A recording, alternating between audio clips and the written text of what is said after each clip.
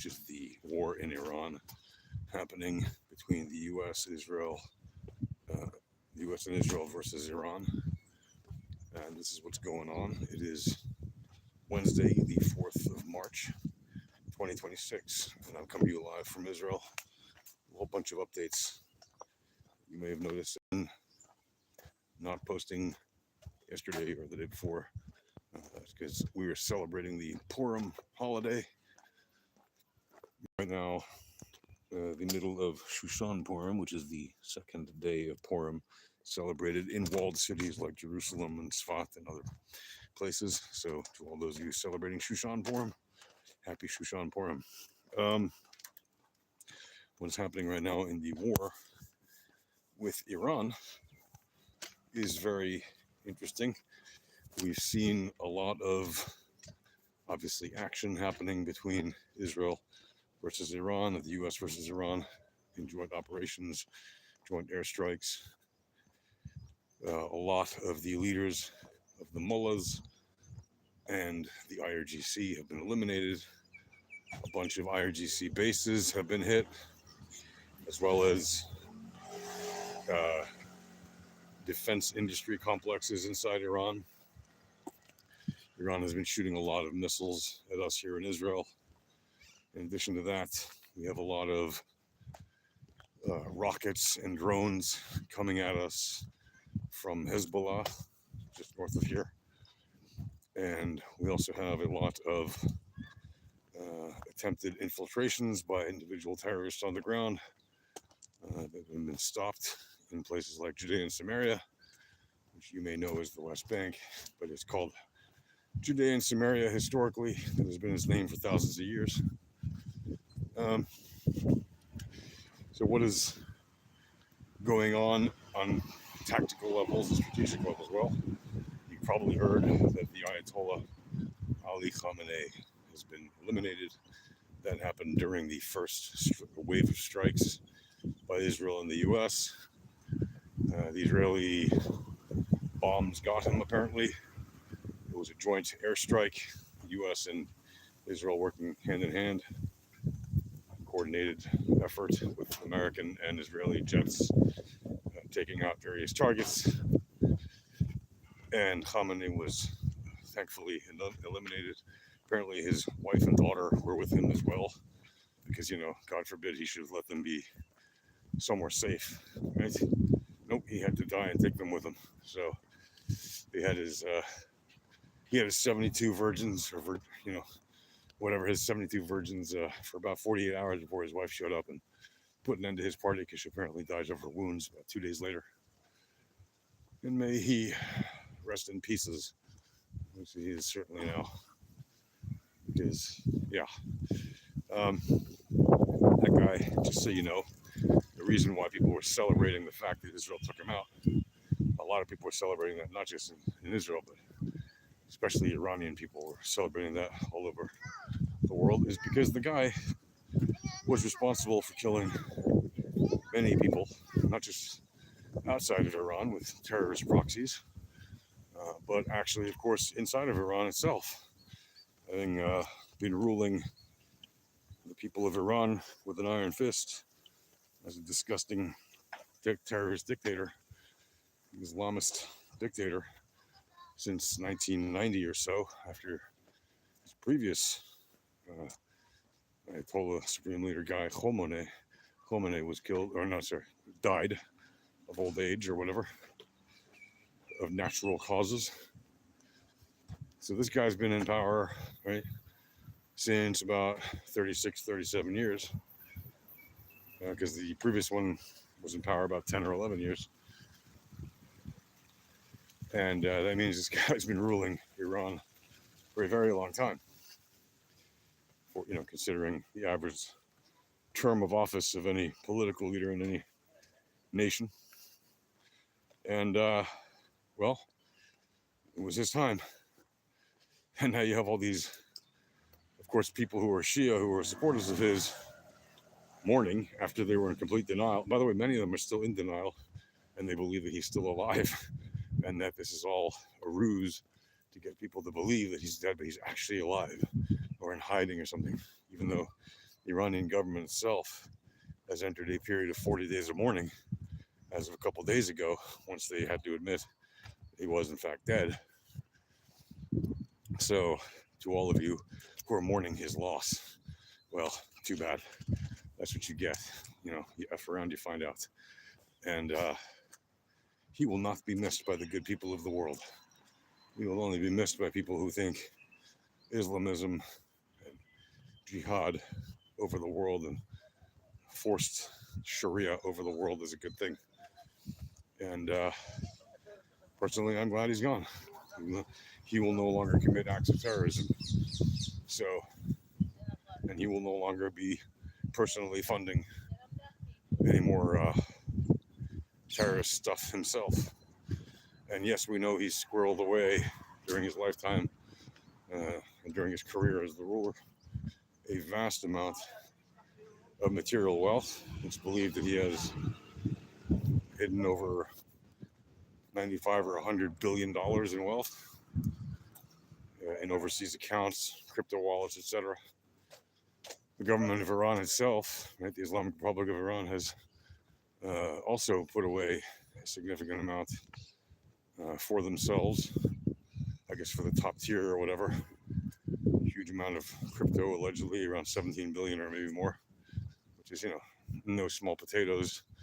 But of course, it's not enough to run a whole country on, but it's certainly enough for a lot of people at the top to be well taken care of if they manage to survive the current war. So obviously Khamenei's 100 billion or so won't do him any good in the afterlife, but his family, whatever survives of it, grandchildren, etc., certainly will be able to live off that very well as long as they're alive. It turns out that his son, Mojtaba, who was long suspected of being somebody who would be nominated to take his place should his father die, has in fact been nominated to take his place, and he is on what they call a fast track to confirmation. And there are reports saying he's already been confirmed by the Council of the Guardians, or whatever they call it, basically the big powwow of Ayatollahs who wear the black hats and whatnot, people who decide who the next supreme leader of Iran's Islamic dictatorship will be. Apparently, they've already confirmed him to be the guy. There are other reports that say it's not yet done, but it doesn't really matter. His son is now clearly a target.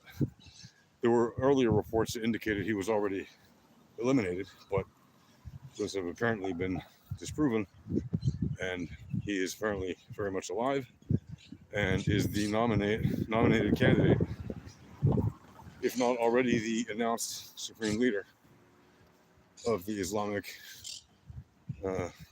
dictatorship of Iran.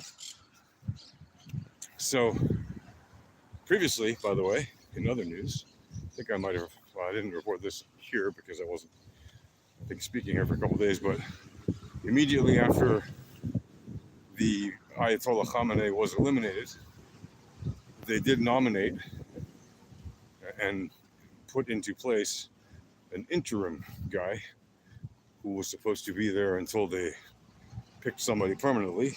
Hello there. Hi, folks. It's like attacking the Pope. No, it's nothing like attacking the Pope. The Shia dictator of Iran is not the same thing as the Pope. The Pope doesn't go around slaughtering hundreds of thousands of his own people in a month, and doesn't commit acts of terrorism around the world and fund terrorist groups around the world. It's nothing like that. And if you believe it is, well, go learn a thing. The Shia dictator of Iran is not the Pope. And you can tell me, well, previous popes, were involved in crusades and all these other things, inquisitions. Yeah, that was a very long time ago, and the church has since reformed, which is a thing that Islam has never done. Christianity has reformed in the Roman Catholic Church and even the Protestant Church. Many different major denominations of Christianity have reformed in one way or another to change their doctrine and to no longer preach the more brutal ways of their religion, and the less welcoming ways of their religion, right? Christianity is a very It's a mostly loving, peaceful religion, right? Most people who practice it these days are very loving and peaceful. And yes, sure, sometimes they have to engage in war. But for the most part, again, for the most part, Christians these days, since the time of, at least since after World War II and after the 1960s, when the church had the Vatican Council and basically, denounced anything to do with blaming the Jews for the death of Jesus, because after all, it was the Romans who killed him. Since then, at least in the last 60 years, if not more, the Christian world has been very friendly relatively to where they've been in the past, and I would say they're good allies to us, the Jewish people, and they're generally a peaceful religion. And you cannot say that about Islam. Islam is not a peaceful religion. Judaism has reformed itself. Right? We had the whole period, hundreds of years of the Talmud, which was a large kind of reformation or update of the Jewish religion. Right? That's what the whole point of the Gemara and the Mishnah are. And Christianity has updated itself, but not Islam. So if you compare the Shia dictator of Iran to the Pope, you really don't know your history very well. By the way, if you are here, please go ahead and smash the like and subscribe and help me get the word out. Appreciate it very much. So yeah, like I was saying, previously to Moshtaba being nominated, the immediate predecessor who followed in the footsteps of Khamenei was a man named Ayatollah Arifi, and he lasted in his interim position for about 5 or 6 hours until he was reportedly eliminated, and that has apparently been confirmed by reliable sources. So I would say that the son of Ayatollah Khamenei, who is now apparently the leading candidate, if not already the confirmed guy, probably also has a relatively short lease on life at this point. And who knows how long his term will last. But it is not likely that this war will end with that guy being in power. And he may very well not be alive by the end of the war unless he personally agrees to any kind of surrender that his government might make, right? Because at this point, the people of Iran who are against the government are not going to accept anything that leaves that government in place. They're going to keep fighting, and once the airstrikes by America and Israel, do the bulk of the work that they're doing right now, which apparently is still going to last some days, if not weeks, then they will have their opportunity to do what they have to do on the ground to overthrow the existing government, and including the IRGC, and take physical control of the material assets that the country has, including weapons and government institutions, communications networks, the whole lot, in order to basically have a conclusion to this war and to the overthrow of the Ayatollah's dictatorship. So that is the current status of where we are with several of the big targets in terms of people targets. Right now in Israel, as I reported, we've had a lot of missiles coming at us from Iran. Some of them have obviously landed. There have been some deaths in Israel, at least 11, the last I checked. There was 9 of them who were killed in one town in Beit Shemesh when a missile landed in a place where the people had been asking the IDF, to move their rockets away from the town, because the rockets were near the town. They weren't quite in the town, obviously, because you don't keep rockets inside of residential areas, but apparently they'd been asking them to move them from where they were. And apparently like 6 months ago, right after the 12-day war or so, and apparently the IDF did not move those rockets, or rocket launchers or whatever. And so they were targeted by the IRGC, and the IRGC, of course, missed the target. And instead, the rocket landed on civilian homes because they obviously don't have very accurate weapons if they're able to miss by hundreds of meters or even a kilometer or two. So, that may be an unintentional killing, but the IRGC doesn't care about that, right? As opposed to the alleged killing of a bunch of schoolgirls in Iran, which is terrible that any of them died. The alleged killing by Israelis, I say alleged because there is really no evidence that it was done by Israel, at least not yet. It may turn out that it was Israel. It may turn out that it was the US. It may turn out that it was Iran itself, the IRGC, that killed them. We don't know. What we do have is a lot of evidence that Israeli airstrikes and American airstrikes are really accurate. And yes, things can go wrong. So it could be that it was an errant missile or a missile that was shot at an incorrect target. It could be, but it certainly wouldn't be by intention, because what would be the point of killing a bunch of schoolgirls? They're obviously not a military target. And if there were no weapons or something inside of that school, right, and if it was not being used as an operation base for anything that the IRGC was doing, or a storage base, or some illegal activity that would make it a legal target, then there would be no reason for Israel or America to hit it, right? So that's what you have to consider. But we do also have evidence, and a lot of it, that Iran and its IRGC have incredibly incompetent targeting, and they have been landing missiles inside of their own country at a fairly high rate, right? So there have been a lot of people in Iran who have died, and we see the videos of it. There's no shortage of that. The videos of Iranian people who've been hit by their own missiles. We've seen plenty of footage of the actual missiles like taking off from their locations and going up in the air and coming down and exploding inside of Iran. So that is not an uncommon thing that's been happening there. And you can expect to see more of that, of course, as the days go by, because the more rockets they keep shooting, the higher the probability of more errors, especially since we already know that their accuracy and their arms quality is not very high, certainly when compared to Israeli or American missiles. So there's that as well. But that's, you have to expect that they will make those kind of claims.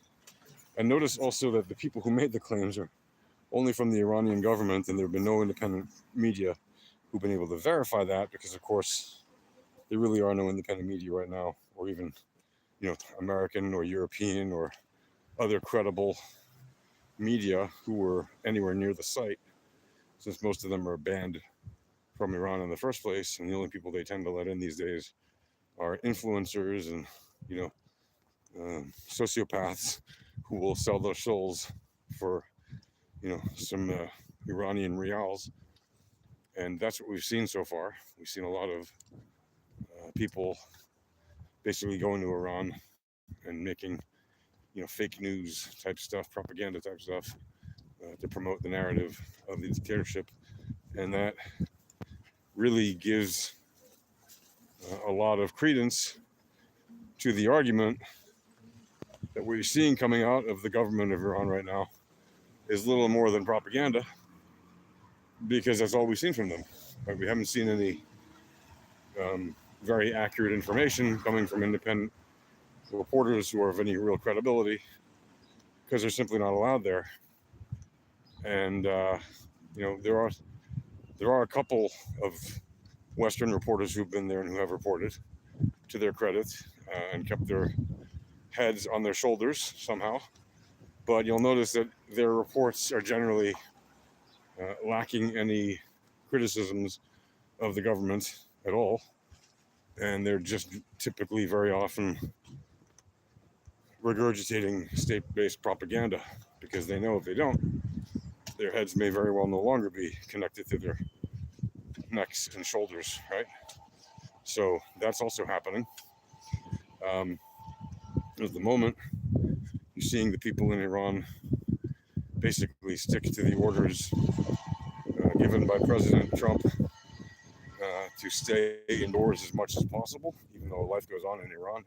93 million people aren't just going to lock themselves away 24 hours a day for an indeterminate amount of time.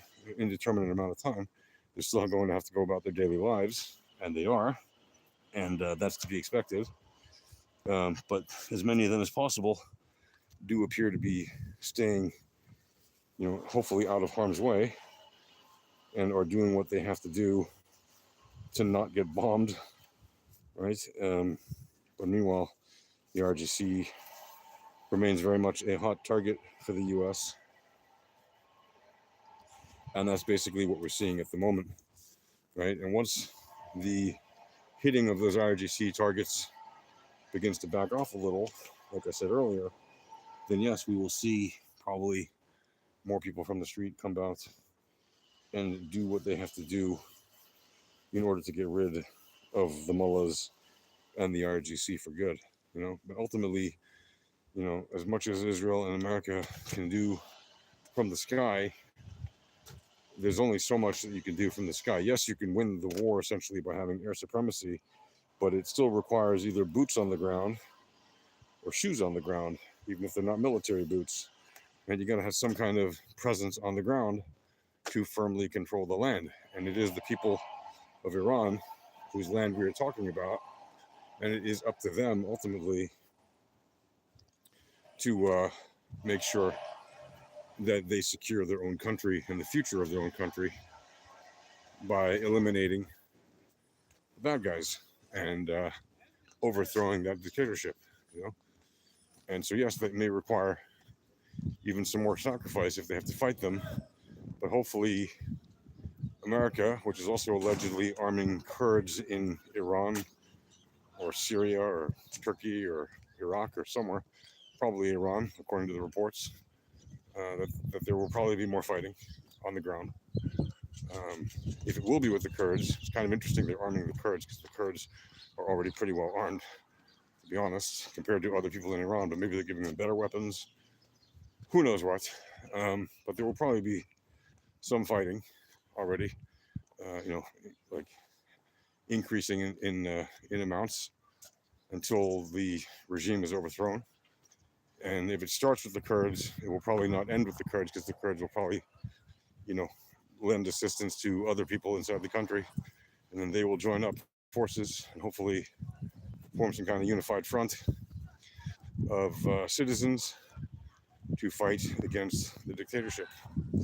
So that's kind of the quick rundown on what's happening, and I will update you guys in the hours and days ahead. So as always, please like and subscribe. Hopefully I will see you in the next one. Until then, peace. Shalom from Israel.